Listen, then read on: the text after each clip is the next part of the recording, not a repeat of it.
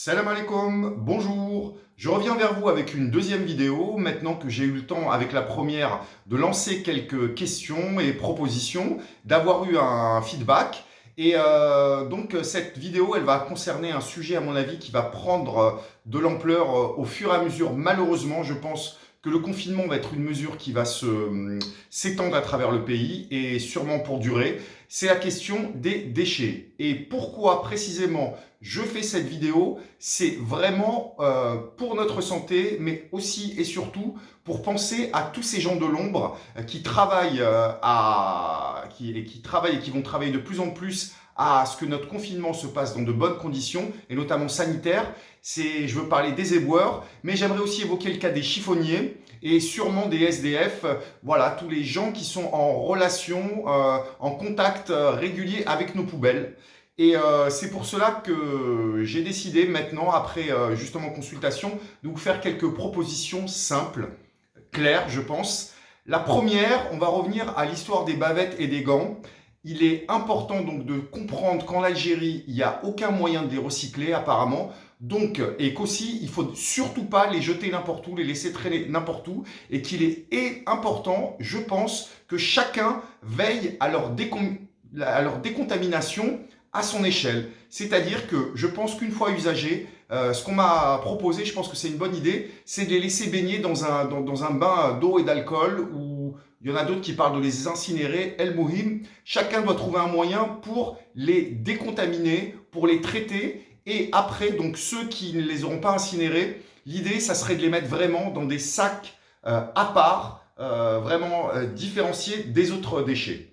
Je reprends l'idée aussi, à mon avis très importante, de séparer les déchets humides des déchets secs, et donc de vraiment de mettre d'un côté dans un sac poubelle tous les déchets plastiques, papier, tout ce qui pourrait être éventuellement recyclé. Mais aujourd'hui, c'est pas trop la question du recyclage qui compte, mais c'est l'idée vraiment d'éviter qu'ils se mélangent donc avec les autres déchets, ceux dont j'aimerais vous parler, donc les déchets organiques, qui sont des déchets humides, et eux qui ont tendance donc à se dégrader et à putrifier. Et donc éviter ce mélange et simplifier la vie aussi aux éboueurs. Une chose qu'il va falloir vraiment qu'on arrête, c'est d'utiliser ces sacs justement pour remplir nos poubelles. Parce qu'aujourd'hui, l'idée la plus importante, donc je répète, c'est de préserver la santé de ces éboueurs. J'ai vu qu'ils n'étaient pas tous très équipés, et donc ces sacs, vous voyez, sont beaucoup trop fins. Et quand justement, en plus, on les mélange avec n'importe quoi et qu'on les jette comme ça à la poubelle, qui sont mal fermés, c'est des risques pour eux de contamination, parce que n'oubliez pas que le virus, sur certaines matières, peut vivre plus longtemps, peut survivre plus longtemps en dehors de nos corps. Et en plus, je pense que s'il y a mélange, je pense que dans nos poubelles, justement, avec cette putréfaction et cette hausse de température et d'humidité, peut-être que ce temps de survie sera plus long.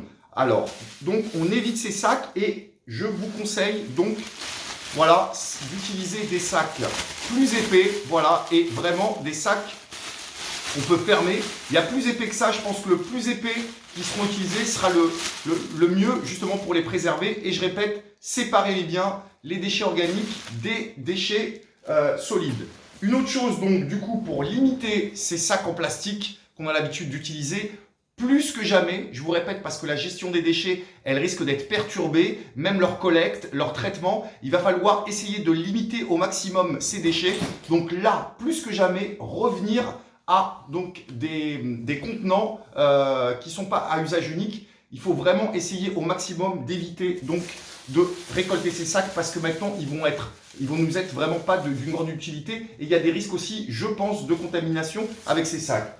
Pour les gens qui veulent faire de grosses courses, moi voilà, je travaille avec ça, c'est très bien.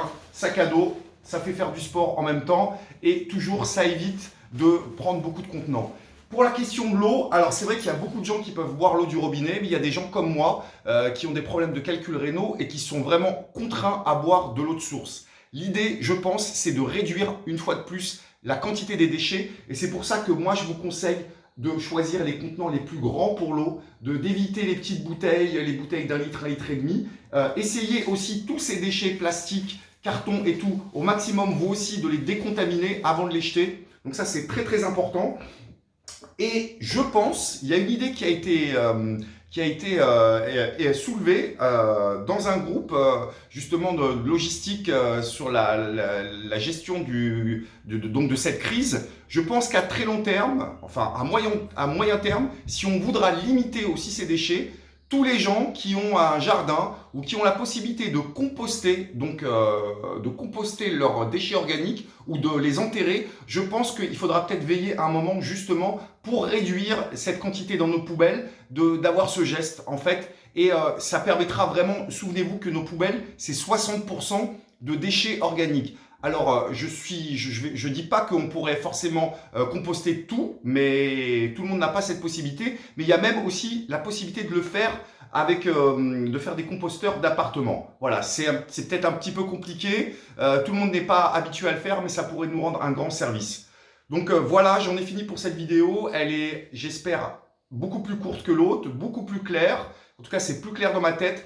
Et je finirai vraiment par vous dire qu'il faut absolument réaliser que cette question de la gestion des déchets en période de crise, elle va être essentielle. Et c'est là aussi où nous devons être responsables, nous devons être mouladar et veiller avec ces petits gestes. Il y en a sûrement d'autres, hein. N'hésitez pas à nous les communiquer en commentaire. Et voilà, et je vous souhaite une très bonne journée et Tahia el Jazer. Et j'espère qu'on va tous s'en sortir. Merci.